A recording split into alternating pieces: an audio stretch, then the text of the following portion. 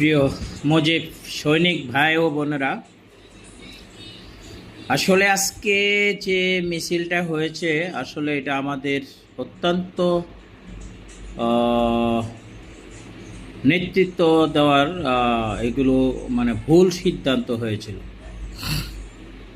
আমরা যেখানে ছিলাম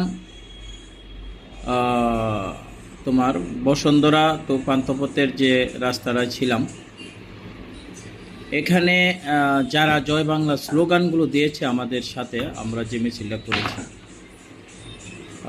আমার মনে হয় এটা আমাদের পুরাটা সবগুলো লোকই এই রোডটার মধ্যে একবারে জমকরে ডাকার দরকার ছিল। কারণ হলো মাত্র বিএনপি, শিবির, জামাত, তুকাই এরা মাত্র 10-15 জন আসে। এই 15 জনকে আমরা প্রতিহত করতে পারিনি।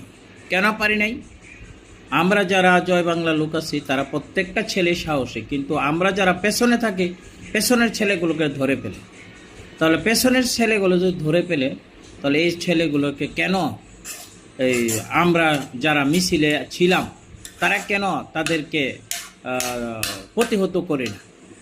আমাদের এই প্রতিহত যদি করতাম, 2-4টা জায়গায় যদি করতাম, 2-4টা জায়গায় যদি আমরা প্রতিহত করতাম, তাহলে আজকে আমাদের একটা ছেলেও অ্যারেস্ট হইল না। একমাত্র অ্যারেস্টের কারণ হলো আমাদের নেতৃত্বর অভাব হয়েছে। আমার সামনে 4টা ছেলেরে ধরে নিছে। আমি আল্লাহর কুদরত মবের শিকার আমিও হতেছিলাম, কিন্তু আমি আল্লাহর রহমতে বেঁচে গেছি। যেটা হলো এই যে 4টা ছেলেরে অ্যারেস্ট করছে, ধরছে, মব করছে এরা, এই জঙ্গলি তুকাই ছেলেরা। কিন্তু এগুলো মানে তাদেরকে আমরা ইচ্ছা করলে পারতাম যে কয়টা ছেলে মুভ করছে প্রতিহত করা, কিন্তু এরা করছে কি প্রত্যেকটা এই যে স্কোয়ারের এই পাশের চিপাটাটা দৌড় মারছে। তো দৌড় দেওয়াটা তো এটা আমাদের জন্য ক্ষতিকর হয়েছে ভাই, এটা আমাদের জন্য বিশাল ক্ষতি হয়েছে। যেটা হলো আমাদের এই ক্ষতিটা আমাদের জন্য খুবই দুঃখজনক এবং লজ্জাজনক হয়েছে।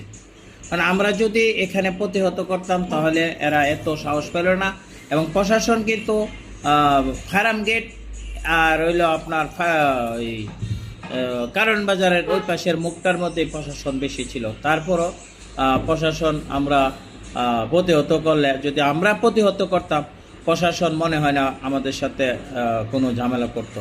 যাই হোক, আমাদের মুজিব সৈনিক যারা আছে আমাদের ভুল সিদ্ধান্ত ছিল, কারণ আমাদের নেতৃত্বের অভাব ছিল। এই জন্য আজকের এই আমাদের লোকগুলো অ্যারেস্ট হয়েছে। যাই হোক,